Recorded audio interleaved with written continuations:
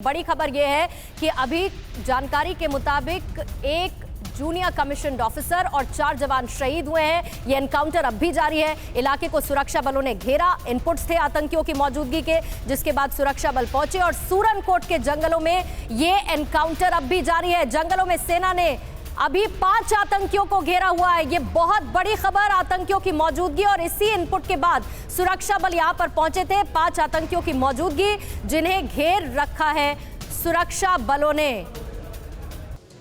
और सुरक्षा बल ये साफ कर चुके थे, सरकार ये साफ कर चुकी थी कि आतंकी जिन मंसूबों को अंजाम देने की कोशिश घाटी में कर रहे हैं वो उसमें कामयाब नहीं हो पाएंगे, और इसीलिए ऑपरेशन ऑल आउट, आतंकियों का सफाया लगातार किया जा रहा है।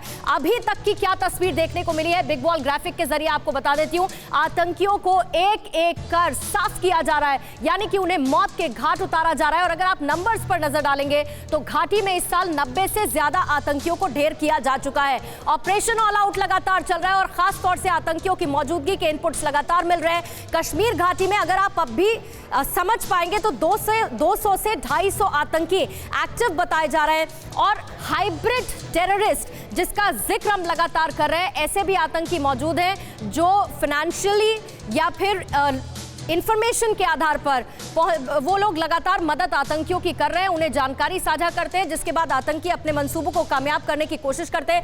पिछले साल के मुकाबले काफी कम हुई है आतंकियों की संख्या, क्योंकि लगातार उनका खात्मा किया जा रहा है। सुरक्षा बलों द्वारा ऑपरेशन में भी तेजी लाई जा रही है। 2019 में करीब 400 आतंकी सक्रिय थे। ये 2019 का आंकड़ा आप देख रहे हैं, 400 टेररिस्ट एक्टिव बताए जा रहे थे, और 2020 में ये संख्या घट चुकी है। 2020 के आंकड़े आपके सामने, 300 तक सक्रिय आतंकियों की संख्या अभी घाटी में रह गई है। ये लगातार आंकड़ा कम हो रहा है, क्योंकि ये बहुत क्लियर है, आतंकवाद फैलाने की कोशिश जो लगातार करेगा उसका सफाया सुरक्षा बल करेंगे। अंकित भट्ट से जरूर हम डिटेल्स लेना चाहेंगे एनकाउंटर को लेकर अभी के अपडेटेड, लेकिन मेजर जनरल रिटायर्ड जीजी द्विवेदी साहब और major general retired SB Asthana साहब भी हमारे साथ मौजूद है। अस्थाना साहब, 5 जवानों को हमने आज खो दिया इस एनकाउंटर में, लेकिन यह भी तय है कि इन्फिल्ट्रेशन लगातार हो रही है और आतंकी घुसपैठ की कोशिश करेंगे, आतंक को फैलाने की कोशिश करेंगे। उनका सफाया करना भी उतना ही ज्यादा घाटी में जरूरी है अमन और शांति की बहाली के लिए। देखिए, सबसे पहले तो मैं नमन करूंगा उन 5 बहादुर जवानों का जिन्होंने देश के लिए वीरगति को जो प्राप्त हुए हैं, और उनके परिवारों के लिए भी नमन करूंगा, क्योंकि ये इससे जिसे बोलते हैं इज्जत वाली जिंदगी जो है वो और किसी की नहीं हो सकती। दूसरी चीज़ ये है कि जहाँ तक ये इस चीज़ को दर्शाता है कि हमारे इरादे कितने मजबूत हैं, ये यकीन करने के लिए जहाँ ऐसी कि इन्फिल्ट्रेशन की संख्या थोड़ी बढ़ेगी, और अगले 1-1.5 महीने जब तक बर्फ नहीं पड़ जाती, ये कोशिश भी बहुत ज़्यादा जारी रहती है। और ये ऐसा भी मौका है, जैसे कि माना जा रहा था कि जो तालिबान में और अफ़गानिस्तान का जो ऑपरेशंस है, उधर के ऑपरेशन ख़त्म होने के बाद में इस तरफ थोड़ा ध्यान दिया जा सकता है। तो इन सब चीज़ों को मद्देनजर रखते हुए आपने जैसे बताया, स्लीपर सेल भी एक्टिव किए जा रहे हैं, हाइब्रिड टेररिस्ट को भी पैसे देके छोटे छोटे सिविलियंस, इनोसेंट सिविलियंस का क्राइम के कोशिश की जा रही है।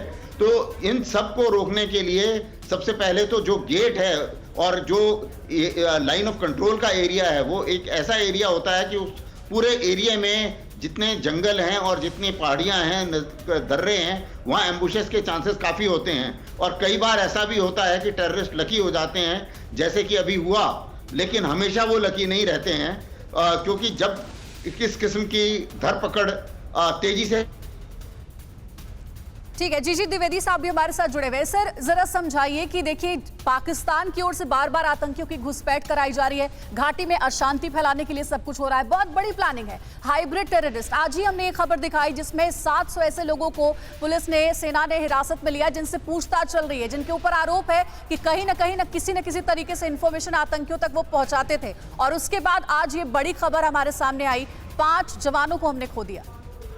अंजलि जी, सबसे पहले तो मेरी श्रद्धांजलि ये 5 बहादुर जवानों ने जिन्होंने अपनी शहादत दी है और देश की रक्षा करते करते अपनी जान कुर्बान की है, और मैं अपना दुख जो है उनके परिवारों से भी साझा करना चाहता हूँ। अभी देखिए कि हमें पाकिस्तान की जो स्ट्रेटेजी वो समझनी है। वो एक प्रॉक्सी वॉर में विश्वास करता है, क्योंकि वो सामने भारत से युद्ध नहीं कर सकता, तो उसने प्रॉक्सी वॉर में लड़ रहा है और 30 साल से प्रॉक्सी वॉर चल रही है। उसके टैक्टिक्स बदलते हैं। ये जो उन्होंने अपने लाइन ऑफ कंट्रोल पर एक सीज फायर किया है, ये तो एक दिखावा था, क्योंकि उनको बहुत प्रेशर था यूएनओ की तरफ से, और वो ग्रे लिस्ट से ब्लैक लिस्ट पर जा सकते थे। तो ये एक दिखावा था, पर उनकी प्रॉक्सी वॉर की जो स्ट्रेटजी है उसमें कोई तब्दीली नहीं आई। अभी दूसरी बात है कि उनके टैक्टिक्स कैसे बदलते। देखिए, जब गर्मी का मौसम होता है तो ज्यादा जो इन्फिल्ट्रेशन होती है वो पीर पंजाल की उत्तरी तरफ यानी कि वैली की तरफ होती है। जैसे ही मौसम बदलता है तो पीर पंजाल की दक्षिण की तरफ होती है, और मेरा बहुत अनुभव है दोनों तरफ से। तो ये जो सूरनकोट, पुंछ का इलाका है या नौशहरा का इलाका है, इसमें जो है उनकी हरकतें बढ़ जाती हैं। अभी देखिए कि इसमें 2-3 चीजें हमें समझने वाली बात है।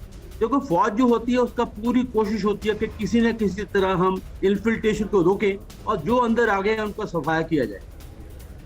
खास करता हूँ कि हमें जाके इसकी जड़ को पकड़ना है। जब तक हम अंदर जाके पाकिस्तान के जैसे बालाकोट जैसी हरकतें नहीं करेंगे या ऐसे हम परिहार नहीं करेंगे तो ये बाज नहीं आएगी।